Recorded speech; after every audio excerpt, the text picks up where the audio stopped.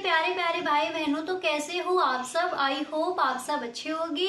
स्वागत है आप सभी का आपके अपने एसपी स्टडी यूट्यूब चैनल पर। तो गाइस, आज हम इस वीडियो में आपके लिए लेकर आए हैं, जैसा कि आपने कहा था कि इकोनॉमिक्स का जो आपका मॉडल पेपर है उसका आपको फुल सोल्यूशन चाहिए, तो उसके बारे में यहाँ पर हम डिस्कस करेंगे। जो आपका अर्थशास्त्र का पेपर है उसका फुल सोल्यूशन आपको यहाँ पर दिया जाएगा। तो गाइस, आपको ये वीडियो पूरा देखना है। इस वीडियो को आप बिल्कुल भी स्किप ना करें। अगर इस बार का बोर्ड एग्जाम आप देने वाले हो और इस बार के बोर्ड एग्जाम में आपको अर्थशास्त्र के पेपर में पूरे के पूरे नंबर लाने हैं, तो आपको ये वीडियो एंड तक देखना होगा। देखिए गाइस, जो भी आपके ऑब्जेक्टिव क्वेश्चन है जो 10 शुरुआत में आपसे पूछे जाते हैं, पहले हम उनको देखेंगे। इसके बाद जो आपके अतलग उत्तरीय प्रश्न, लघु उत्तरीय प्रश्न एंड जो आपके विस्तृत उत्तरीय प्रश्न होते हैं उन सब के बारे में यहाँ पर हम डिस्कस करेंगे। यानी जो आपका मॉडल पेपर है उसका फुल सोल्यूशन आपको यहाँ पर दिया जाएगा। और गाइस, अगर आप इस चैनल पर पहली बार आए हो तो इस चैनल को सब्सक्राइब कर लेना एंड बेल आइकन को भी प्रेस कर देना, ताकि वीडियो की जो भी नोटिफिकेशन हो वो सबसे पहले आपके पास पहुंचे और एक भी वीडियो आपसे छूटे ना। क्योंकि गाइस, बोर्ड एग्जाम के लिए जो भी आपका इम्पोर्टेंट है वो सारा कुछ आपको मिलेगा इसी चैनल पर। तो गाइस, जैसा कि आपने कमेंट किया था कि अर्थशास्त्र का जो मॉडल पेपर है उसका आपको फुल सोल्यूशन चाहिए, इसी तरह से गाइस, अगर आपको भी किसी भी सब्जेक्ट के मॉडल पेपर का फुल सोल्यूशन या फिर आपको इम्पोर्टेंट क्वेश्चन का वीडियो चाहिए हो तो please tell me in the comment box. आप हमें कमेंट बॉक्स में जरूर बताएं, जो भी आपकी प्रॉब्लम्स होगी उसका सोल्यूशन आपको मिल जाएगा। ओके, तो चलिए इस वीडियो को स्टार्ट करते हैं। और गाइस, अगर सच में आपको ये वीडियो पसंद आए तो आप इस वीडियो को एक लाइक जरूर कर दें। Okay, so without saying let's begin. तो गाइस, यहाँ पर आप एक बार देख लीजिए, अर्थशास्त्र का जो आपका पूरा पेपर है उसका यहाँ पर आपको फुल सोल्यूशन मिलने वाला है। तो गाइस, आपको ये वीडियो एंड तक देखना है। इस वीडियो को आप बिल्कुल भी स्किप ना करें, ठीक है, क्योंकि जो भी आपके महत्वपूर्ण क्वेश्चन है उन सब पर यहाँ पर हम डिस्कस करेंगे। तो यहाँ पर देखिएगा, जो आपका पहला प्रश्न है वो क्या है उसको देखते हैं, ठीक है। जो भी आपके महत्वपूर्ण क्वेश्चन है उन सारे प्रश्नों पर यहाँ पर डिस्कस किया जाएगा। तो इस वीडियो को आप पूरा देखें। अगर अर्थशास्त्र के पेपर में आपको पूरे के पूरे नंबर लाने हैं तो इस वीडियो को गाइस आपको एंड तक देखना है, ठीक है। तो आपका जो पहला प्रश्न क्या है उसको पढ़ लीजिए। तो यहाँ पर जो आपका फर्स्ट क्वेश्चन है तो दिया गया है, देखिए यहाँ पर फर्स्ट क्वेश्चन है कि फर्म की कुल स्थिर लागत और कुल परिवर्ती लागत कुल लागत क्या है, ठीक है। फर्म की कुल स्थिर लागत और कुल परिवर्ती लागत कुल लागत क्या है। तो देखिए इसको समझते हैं। और देखिए, जो भी प्रश्न यहाँ पर गाइस आपको बताए जाएं इन सारे प्रश्नों को आप साथ ही साथ लिखते चलिए, क्योंकि जो भी आपके महत्वपूर्ण क्वेश्चन हैं उन्हीं प्रश्नों पर यहाँ पर हम डिस्कस करेंगे। तो गाइस, अगर आप भी इस बार का बोर्ड एग्जाम देने वाले हो और इस बार के बोर्ड एग्जाम में आपको अर्थशास्त्र के पेपर में अपने पूरे के पूरे नंबर लाने हैं तो ये वीडियो आप एंड तक देखिए और सारे प्रश्नों को यहाँ पर आप साथ ही साथ लिखते चलिए। तो चलिए शुरू करते हैं। देखिए, स्थिर तथा परिवर्ती लागतों को सम्मिलित करते हमें एक फर्म की कुल लागत प्राप्त होती है। क्या बताया गया है कि स्थिर तथा परिवर्ती लागतों को सम्मिलित करते हैं तो हमें एक फर्म की कुल लागत प्राप्त होती है। यानी इसको हम इस तरह से लिख सकते हैं, कुल लागत बराबर कुल परिवर्ती लागत प्लस कुल स्थिर लागत। यानी स्थिर लागत और परिवर्ती लागतों को सम्मिलित करते हैं तो हमें फर्म की कुल लागत प्राप्त होती है। तो कुल लागत बराबर क्या हो जाएगा, कुल परिवर्ती लागत प्लस स्थिर लागत, ठीक है। इस तरह से इसको हम लिख सकते हैं। इसके आगे देखिए, फिर आपको यहाँ पर इस तरह से लिखना है। देखिए, इसके आगे आप लिखोगे कि निर्गत के उत्पादन में, देखिए निर्गत के उत्पादन में वृद्धि करने के लिए फर्म को परिवर्ती आगतों में से अधिक प्रयोग करने की आवश्यकता होती है। परिणाम स्वरूप कुल परिवर्ती लागत तथा कुल लागत में भी वृद्धि होती है। यानी इसके बाद आप लिखोगे अर्थात, देखिए इसके बाद यहाँ पर आपको इस तरह से हेडिंग डाली है, कुल लागत। कुल लागत क्या है उसको समझेंगे, इसके बाद कुल स्थिर लागत और कुल परिवर्ती लागत, ठीक है। तो देखिए, पहले यहाँ पर देखिए कि कुल लागत क्या है। ओके, तो कुल लागत हेडिंग डालने के बाद यहाँ पर आप इस तरह से लिखोगे, यह किसी वस्तु के उत्पादन पर किए गए कुल व्यय का योग है, उसी को हम कहते हैं कुल लागत। ठीक है, किस तरह से लिखोगे, यह किसी वस्तु के उत्पादन पर किए गए कुल व्यय का योग है। अब इसके बाद यहाँ पर देखिए, इसके बाद आपको हेडिंग डाली है कुल स्थिर लागत। कुल स्थिर लागत हेडिंग डालने के बाद आप यहाँ पर इस तरह से लिखोगे, यह उन साधनों की लागत का योग है जो उत्पादन की मात्रा पर निर्भर करते अपितु स्थिर रहते हैं। इसके बाद यहाँ पर आपकी नेक्स्ट हेडिंग क्या पड़ेगी उसको देख लीजिए। अगली हेडिंग आप डालोगे कुल परिवर्ती लागत, और ये हेडिंग डालने के बाद फिर इसमें आप इस तरह से यहाँ पर लिखोगे, देखिए इसके बाद यहाँ पर आपको इस तरह से लिखना है कि यह उन साधनों की लागत का योग है, यह उन साधनों की लागत का योग है जो उत्पादन की मात्रा बढ़ने पर बढ़ते हैं तथा उत्पादन की मात्रा कम होने पर कम होते हैं, तो उसे हम कहेंगे कुल परिवर्ती लागत। ठीक है, तो यहाँ पर आपने समझ लिया कि कुल लागत, कुल स्थिर लागत और कुल परिवर्ती लागत क्या है। ठीक है, अब इसके बाद यहाँ पर आपका अगला प्रश्न क्या है उसको पढ़ लीजिए। अब यहाँ पर आप देख सकते हो जो आपका नेक्स्ट क्वेश्चन है तो वो क्या दिया गया है। तो देखिए जो अगला प्रश्न है आपका यहाँ पर दिया गया है कि वस्तु की मांग को प्रभावित करने वाले प्रमुख कारणों का वर्णन कीजिए। ठीक है, क्वेश्चन क्या है, वस्तु की मांग को प्रभावित करने वाले प्रमुख कारण। इंपॉर्टेंट क्वेश्चन है आपका ये। ठीक है, तो देखिए वस्तु की मांग को प्रभावित करने वाले मुख्य कारण निम्नलिखित हैं। पहला यहाँ पर फर्स्ट आपको यहाँ पर इस तरह से हेडिंग डाली है वस्तु का मूल्य। फिर वस्तु का मूल्य यहाँ पर हेडिंग डालने के बाद आप इस तरह से लिखोगे कि वस्तु के मूल्य में परिवर्तन होने पर वस्तु की मांग में भी परिवर्तन हो जाता है। वस्तु का मूल्य बढ़ने पर उस वस्तु की मांग कम हो जाती है और वस्तु का मूल्य घटने पर उस वस्तु की मांग बढ़ जाती है। तो क्वेश्चन क्या है कि वस्तु की मांग को प्रभावित करने वाले प्रमुख कारण कौन कौन से हैं। तो फर्स्ट हेडिंग वस्तु का मूल्य डालकर आप इस तरह से लिखोगे। अब गाइस यहाँ पर देखिए इसी तरह से आपकी जो सेकेंड हेडिंग है वो क्या पड़ेगी उसको देख लीजिए। तो देखिए यहाँ पर आप सेकेंड हेडिंग डालोगे रुचि तथा फैशन में परिवर्तन, और ये हेडिंग डालने के बाद आप यहाँ पर इस तरह से लिखोगे। देखिए ये हेडिंग डालने के बाद आपको इस तरह से लिखना है कि यदि उपभोक्ताओं की रुचि तथा समाज में प्रचलित फैशन में परिवर्तन हो जाता है तो नए फैशन की वस्तुओं की मांग में वृद्धि हो जाती है। ये हम सब जानते हैं और ये आप खुद से भी लिख सकते हो। ठीक है, तो क्वेश्चन यहाँ पर हेडिंग क्या डालोगे, सेकंड हेडिंग रुचि तथा फैशन में परिवर्तन। इसमें आप लिखोगे यदि उपभोक्ताओं की रुचि तथा समाज में प्रचलित फैशन में परिवर्तन हो जाता है तो नए फैशन की वस्तुओं की मांग में वृद्धि हो जाती है। इसके विपरीत वस्तुओं के फैशन से बाहर हो जाने पर उनकी मांग में कमी हो जाती है। अब इसके बाद यहाँ पर नेक्स्ट हेडिंग आप क्या डालोगे उसको देखते हैं। अब इसके बाद देखिए यहाँ पर आप देख सकते हो तीसरी हेडिंग डालोगे मुद्रा की मात्रा में परिवर्तन। अब देखिए ये हेडिंग डालने के बाद आपको यहाँ पर इस तरह से लिखना है कि जब देश में, देखिए इस तरह से यहाँ पर आप लिखोगे कि जब देश में मुद्रा की मात्रा में वृद्धि कर दी जाती है तो सामान्य कीमत स्तर ऊंचा हो जाता है। इसके बाद यहाँ पर आप लिखोगे और वस्तुओं की औसत मांग कम हो जाती है। इसके बाद नेक्स्ट हेडिंग डालोगे आय में परिवर्तन। आय में परिवर्तन हेडिंग डालने के बाद आपको लिखना है कि सामान्यतः लोगों की आय में वृद्धि हो जाने से मांग में वृद्धि हो जाती है और आय कम हो जाने पर मांग में भी कमी आ जाती है। इसके बाद यहाँ पर पांचवी हेडिंग आप डालोगे जनसंख्या में परिवर्तन।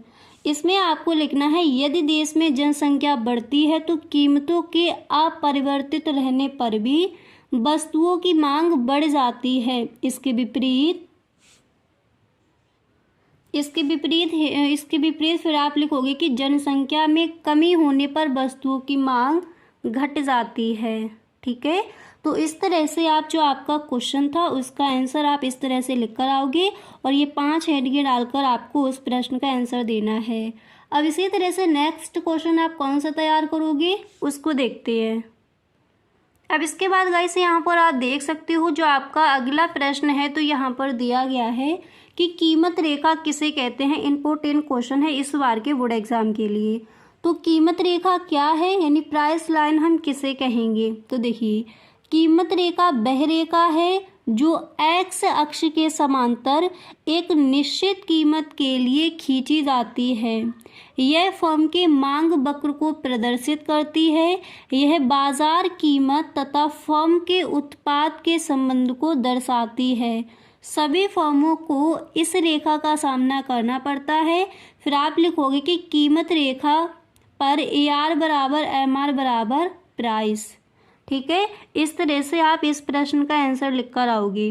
तो आई होप आपको समझ आ गया होगा कि प्राइस लाइन हम किसे कहेंगे। ठीक है, अब इसी तरह से यहाँ पर आपका जो नेक्स्ट क्वेश्चन वो क्या है उसको देख लेते हैं।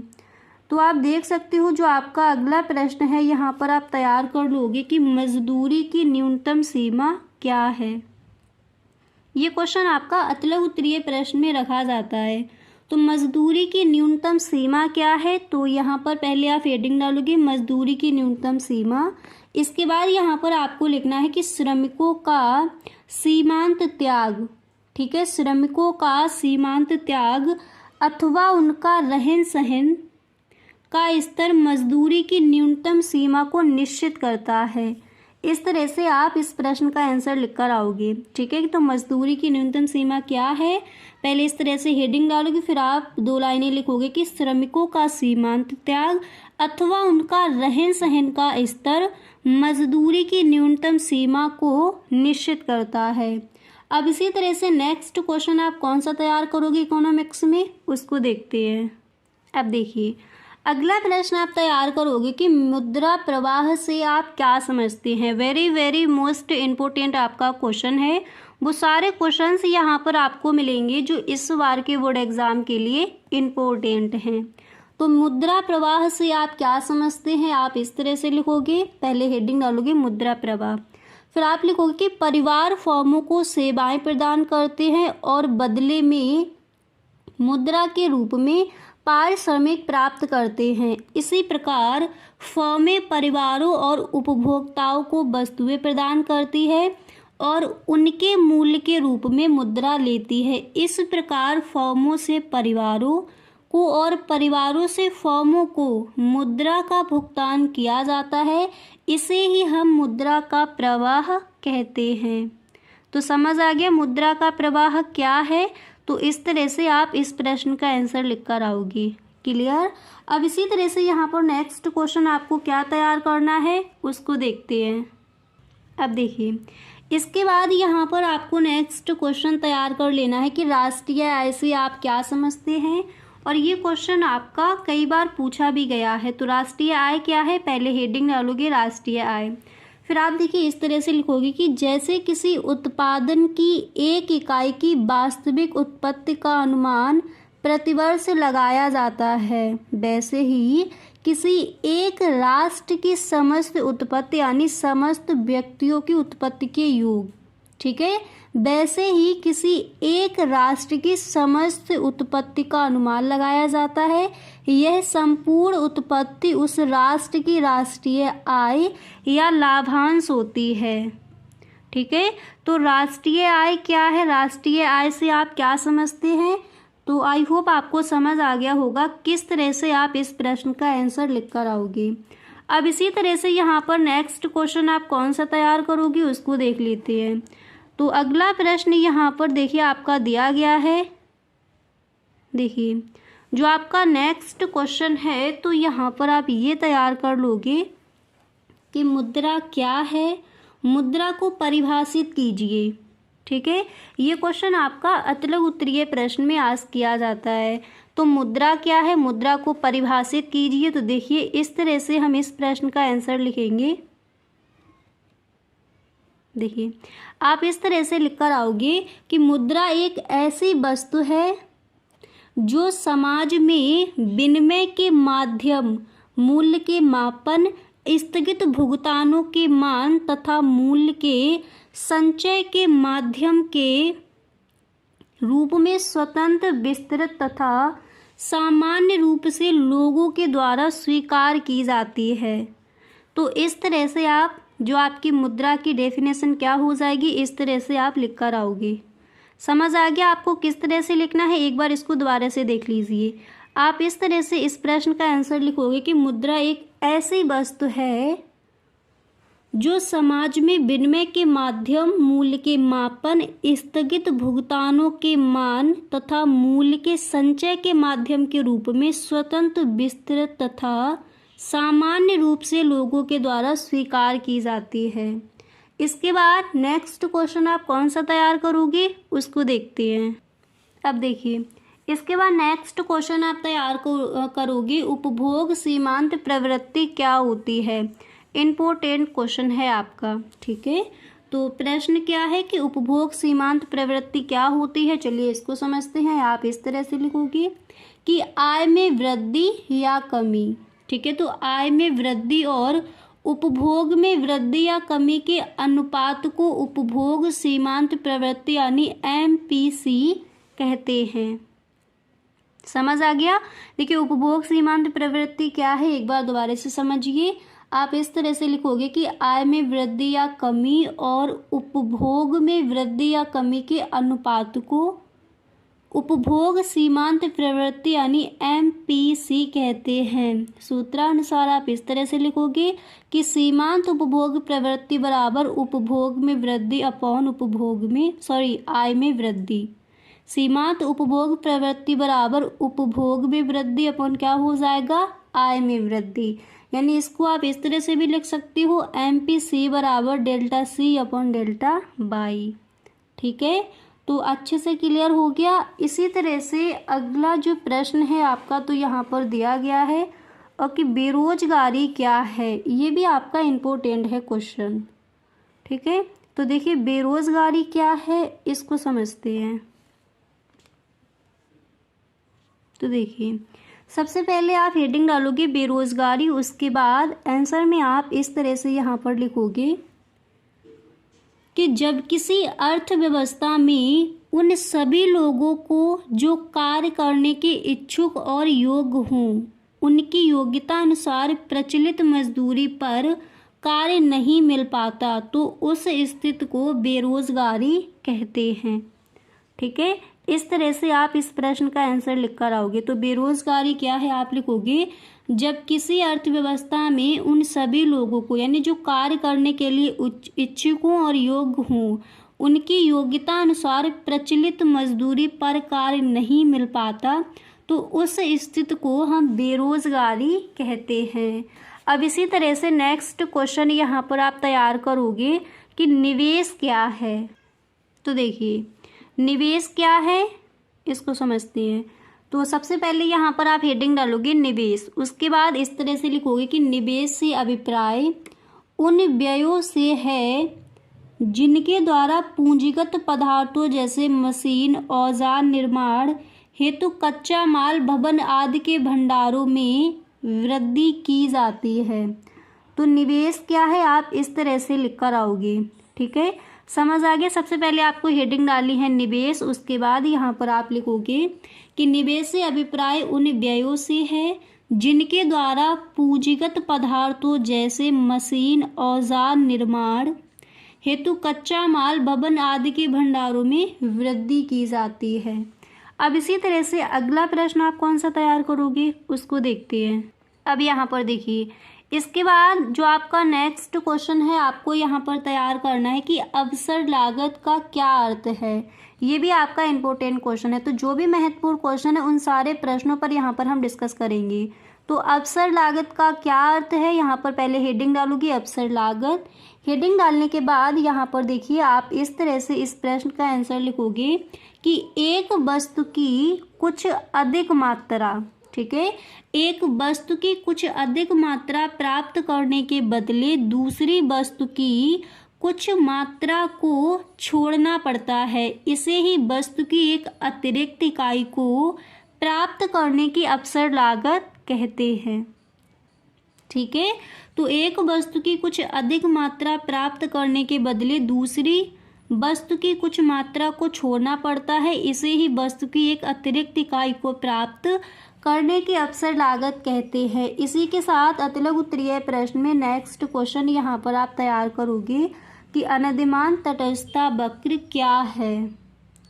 ठीक है, तो चलिए इसको समझते हैं। तो देखिए, आप इस तरह से इस प्रश्न का आंसर लिख कर आओगे कि अनधिमान तटस्थता यानी उदासीनता वक्र मात्राओं के उन संयोगों को प्रदर्शित करने वाले बिंदुओं का पथ होता है जिनके प्रति उपभोक्ता उदासीन रहता है। ठीक है, तो आप इस तरह से इस प्रश्न का आंसर लिखोगे। अब जो भी आपकी अतिलघु उत्तरीय प्रश्न है इनको यहीं पर आप समझते चलिए। तो किस तरह से लिखना है कि अनधिमान तटस्थता यानी उदासीनता वक्र मात्राओं के उन संयोगों को प्रदर्शित करने वाले बिंदुओं का पथ होता है जिनके प्रति उपभोक्ता उदासीन रहता है। ठीक है, अब इसके बाद देखिए, इसके बाद नेक्स्ट क्वेश्चन यहाँ पर आप तैयार करोगे, उपभोक्ता संतुलन से क्या अभिप्राय है। तो चलिए इसको देखते हैं, उपभोक्ता संतुलन से क्या अभिप्राय है। तो पहले हेडिंग डालोगे उपभोक्ता संतुलन, इसके बाद इसका जो आंसर है वो क्या हो जाएगा उसको समझते हैं। तो आप इस तरह से लिख कर आओगे कि अर्थशास्त्र में उपभोक्ता संतुलन से अभिप्राय उस स्थिति से है जब एक उपभोक्ता दी हुई आय से एक या दो वस्तुओं को इस प्रकार खरीदता है कि उसे अधिकतम संतुष्टि प्राप्त होती है। ठीक है, तो उपभोक्ता संतुलन क्या है आप इस तरह से लिखोगे। एक बार इसको दोबारा से समझ लीजिए कि अर्थशास्त्र में उपभोक्ता संतुलन से अभिप्राय उस स्थिति से है जब एक उपभोक्ता दी हुई आय से एक या दो वस्तुओं को इस प्रकार खरीदता है कि उसे अधिकतम संतुष्टि प्राप्त होती है, वही कहलाता है उपभोक्ता संतुलन। अब यहाँ पर देखिए, इसके बाद जो आपका नेक्स्ट क्वेश्चन क्या दिया गया है उसको देख लीजिए। तो यहाँ पर आप देख सकते हो, इसके बाद अगला प्रश्न यहाँ पर आप तैयार करोगे, किसी वस्तु की पूर्ति का अर्थ लिखिए। ये इम्पोर्टेंट है आपका। ठीक है, तो किसी वस्तु की पूर्ति का अर्थ लिखिए। तो आप सबसे पहले तो हेडिंग डालोगे वस्तु की पूर्ति का अर्थ। हेडिंग डालने के बाद आपको यहाँ पर इस तरह से लिखना है कि किसी वस्तु की पूर्ति से तात्पर्य वस्तु की उस मात्रा से है जिसको उत्पादक या विक्रेता एक निश्चित अवधि के दौरान एक निश्चित कीमत पर बेचने योग्य या बेचने के इच्छुक हो। ठीक है, तो पूर्ति का अर्थ हम किस तरह से लिख कर आएंगे इसको दोबारा से समझिए। हम इस तरह से लिखेंगे कि इसी वस्तु की पूर्ति से तात्पर्य वस्तु की उस मात्रा से है जिसको उत्पादक या विक्रेता एक निश्चित अवधि के दौरान एक निश्चित कीमत पर बेचने योग्य बेचने के इच्छुक हो। अब इसी तरह से नेक्स्ट यहाँ पर है, मांग की लोच को परिभाषित कीजिए। Very very most important question आपका। मांग की लोच क्या है, मांग की लोच से क्या आशय है, मांग की लोच की परिभाषा दीजिए, मांग की लोच से आप क्या समझते हैं। तो इम्पोर्टेंट है आपका। सबसे पहले हेडिंग डालोगे मांग की लोच, उसके बाद आपको लिखना है मार्शल के अनुसार यानी प्रोफेसर मार्शल के अनुसार, कॉमा इन्वर्टेड कॉमा यहाँ पर बिगिन करोगे, उसके बाद आप लिखोगे। अब देखिए, इसके बाद यहाँ पर इसका जो आंसर है आप इस तरह से लिखोगे कि वस्तु की मांग का अधिक या कम लोचदार होना इस बात पर निर्भर करता है कि एक निश्चित मात्रा में मूल्य के घट जाने पर मांग की मात्रा में अधिक वृद्धि होती है अथवा कम तथा निश्चित मात्रा में मूल्य के बढ़ जाने पर मांग की मात्रा में अधिक कमी होती है। ठीक है, तो इस तरह से आप इस जो आपका प्रश्न था कि मांग की लोच को परिभाषित कीजिए, तो आप इस तरह से लिखोगे। क्लियर। अब इसी तरह से यहाँ पर आप देख सकते हो नेक्स्ट क्वेश्चन आपका है कि गिफिन वस्तुओं के संदर्भ में मांग रेखा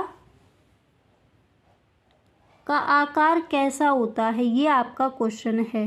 ठीक है, तो गिफिन वस्तुओं के संदर्भ में मांग रेखा का आकार कैसा होता है? तो यहाँ पर पहले तो आप हेडिंग डालोगे गिफिन वस्तुओं के संदर्भ में मांग रेखा का आकार। उसके बाद यहाँ पर आप इस तरह से लिखोगे कि गिफिन वस्तुओं के मांग वक्र का ढाल घटती कीमतों के साथ घटता जाता है तथा बढ़ती कीमतों के साथ ऊर्ध्वगामी। तो किस तरह से आपको लिखना है कि तथा बढ़ती कीमतों के साथ ऊर्ध्व होता है। ठीक है, अब इसी के साथ ही यहाँ पर आपका अगला प्रश्न आप देख सकते हो कि औसत लागत किसे कहते हैं, ये आप तैयार कर लोगे। ठीक है, औसत लागत क्या है, औसत लागत हम किसे कहेंगे उसको समझते हैं। तो देखिए औसत लागत क्या है, सबसे पहले हेडिंग डाली है औसत लागत। उसके बाद यहाँ पर आप इस तरह से इस प्रश्न का आंसर लिख कर आओगे कि कुल लागत को कुछ उत्पादित इकाइयों से भाग देने पर जो लागत आती है वही औसत लागत यानी AC कहलाती है। सूत्र के रूप में आप लिखोगे कि औसत लागत बराबर कुल लागत अपॉन कुल उत्पादित इकाइयाँ। क्या दिया गया था, कुल लागत को कुल उत्पादित इकाइयों से भाग देने पर जो लागत आती है वही औसत लागत कहलाती है। तो इसको हम लिख सकते हैं इस तरह से कि औसत लागत बराबर कुल लागत अपन कुल उत्पादित इकाइयाँ। अब इसी तरह से यहाँ पर आपका नेक्स्ट क्वेश्चन क्या है उसको देख लीजिए। तो देखिए जो आपका यहाँ पर अगला प्रश्न दिया गया है तो उसको एक बार पढ़ लेते हैं। तो नेक्स्ट क्वेश्चन हमारा यहाँ पर है कि परिवर्ती लागत के 3 उदाहरण दीजिए। तो परिवर्ती लागत के 3 उदाहरण क्या हैं, सबसे पहले आप हेडिंग डालोगे परिवर्ती लागत के 3 उदाहरण। इसके बाद आप लिखोगे परिवर्ती लागत के 3 उदाहरण इस प्रकार हैं, प्रत्यक्ष मजदूरी लागत, कच्चे माल की लागत, बिक्री कमीशन। ठीक है, इस तरह से आप इन प्रश्नों के आंसर दोगे। यहाँ तक आपको समझ आ गया। अब यहाँ पर हम देखते हैं नेक्स्ट क्वेश्चन आप कौन सा तैयार करोगे। अब देखिए जो आपका अगला प्रश्न है आप यहाँ पर ये तैयार कर लोगे कि मांग की लोच को निर्धारित करने वाले कारणों को लिखिए। तो फर्स्ट हेडिंग आपकी पड़ेगी वस्तु की प्रकृति। ये हेडिंग डालने के बाद यहाँ पर आप इस तरह से लिखोगे, देखिए कि सामान्यतः अनिवार्य आवश्यकताओं की पूर्ति करने वाली वस्तुओं की मांग बेलोचदार होती है क्योंकि इन आवश्यकताओं को अधिक समय तक असंतुष्ट नहीं रखा जा सकता। वस्तु की प्रकृति हेडिंग डालने के बाद आप क्या लिखोगे, सामान्यतः अनिवार्य आवश्यकताओं की पूर्ति करने वाली वस्तुओं की मांग बेलोचदार होती है क्योंकि इन आवश्यकताओं को अधिक समय तक असंतुष्ट नहीं रखा जा सकता। इसके बाद नेक्स्ट हेडिंग डालोगे वस्तु की कीमत। इसमें आप लिखोगे प्रायः जिन वस्तुओं की कीमत ऊंची होती है उनकी मांग अधिक लोचदार होती है और जिन वस्तुओं की कीमत मध्यम श्रेणी की होती है उनकी मांग की जो लोच है वो कैसी होती है, सामान्य होती है। इसके बाद नेक्स्ट हेडिंग आप डालोगे आय समूह। आय समूह हेडिंग डालने के बाद आपको इस तरह से लिखना है कि मांग की लोच इस बात पर निर्भर करती है कि क्रेता आय के किस समूह अथवा वर्ग में आता है। देखिए इतना लिखने के बाद यहाँ पर फिर आप इसके आगे इस तरह से लिखोगे कि क्रेता आय के किस समूह अथवा वर्ग में आता है। प्रायः समृद्ध वर्ग के लिए वस्तु की मांग बेलोचदार होती है। इसके बाद यहाँ पर आपकी नेक्स्ट हेडिंग पड़ेगी कि धन के वितरण का प्रभाव। अब देखिए ये आप हेडिंग डालने के बाद इसके अंदर आपको क्या क्या लिखना है उसको समझते हैं। अब ये हेडिंग डालने के बाद यहाँ पर आप इस तरह से लिखोगे, देखिए धन के वितरण का प्रभाव हेडिंग डालने के बाद आपको लिखना है कि धन के वितरण का मांग की लोच पर महत्वपूर्ण प्रभाव पड़ता है। फिर आप लिखोगे प्रोफेसर टॉजिक का कथन है। फिर यहाँ पर कॉमा इन्वर्टेड कॉमा बिगिन करने के बाद आप लिखोगे कि सामान्यतः समाज में धन का असमान वितरण होने पर मांग की लोच बेलोचदार होती है और धन के समान वितरण के साथ लोचदार होती है। यहाँ पर आपको इन्वर्टेड कॉमा क्लॉज इस तरह से कर देना है। ठीक है, अब इसके बाद यहाँ पर अगला प्रश्न आप कौन सा तैयार करोगे इसको समझते हैं। तो मांग की लोच को निर्धारित करने वाले कारक कौन कौन से हैं। तो वो यहाँ पर आपने देख लिए। चलिए अब नेक्स्ट क्वेश्चन कौन सा तैयार करोगे इसको देखते हैं। अब यहाँ पर आप देख सकते हो जो आपका अगला प्रश्न है तो क्या दिया गया है। देखिए यहाँ पर जो आपका नेक्स्ट क्वेश्चन है तो बजट रेखा क्या है, यह कितने प्रकार की होती है। प्रश्न क्या है, बजट रेखा क्या है, यह कितने प्रकार के होते हैं।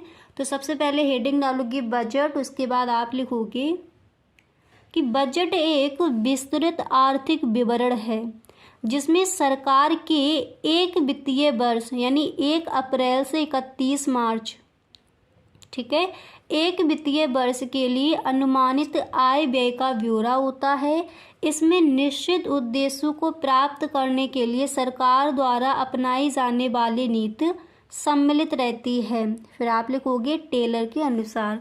जो आपके अर्थशास्त्री हैं टेलर, तो इन्होंने बजट के बारे में क्या बोला है उसको देखते हैं। कॉमा इन्वर्टेड कॉमा बिगिन करोगे, फिर आप लिखोगे बजट सरकार की मास्टर वित्तीय योजना है। यह आगामी आय के अनुमान तथा बजट कार्य के प्रस्तावित व्ययों के अनुमान साथ साथ प्रदान करता है। ठीक है, इस तरह से आप इस प्रश्न का यहाँ पर आंसर लिखोगे। तो यहाँ तक आपको एकदम सही ढंग से क्लियर हो गया। अब इसके बाद देखिए यहाँ पर फिर आप नेक्स्ट हेडिंग डालोगे बजट प्राप्तियाँ।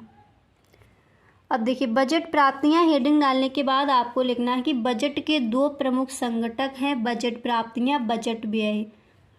तो बजट प्राप्तियाँ क्या हैं? देखिए बजट प्राप्तियों से आशय एक वित्तीय वर्ष में सरकार को सभी, तो आप किस तरह से लिखोगे, सरकार को सभी मौद्रिक साधनों से प्राप्त मौद्रिक आय से है। ठीक है, बजट प्राप्तियाँ। अब इसके बाद बजट व्यय क्या है इसको समझते हैं। तो देखिए आप यहाँ पर इस तरह से लिखोगे कि बजट व्यय से आशय सरकार द्वारा एक वित्तीय वर्ष में किए जाने वाले अनुमानित व्यय से है।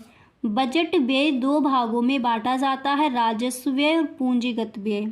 अब यहाँ पर समझिए कि राजस्व व्यय क्या है। ठीक है, तो देखिए आप यहाँ पर इस तरह से लिखोगे कि राजस्व व्यय सरकार के लिए परिसंपत्तियों का निर्माण नहीं करते, राजस्व व्यय सरकार की देयताओं को कम नहीं करते।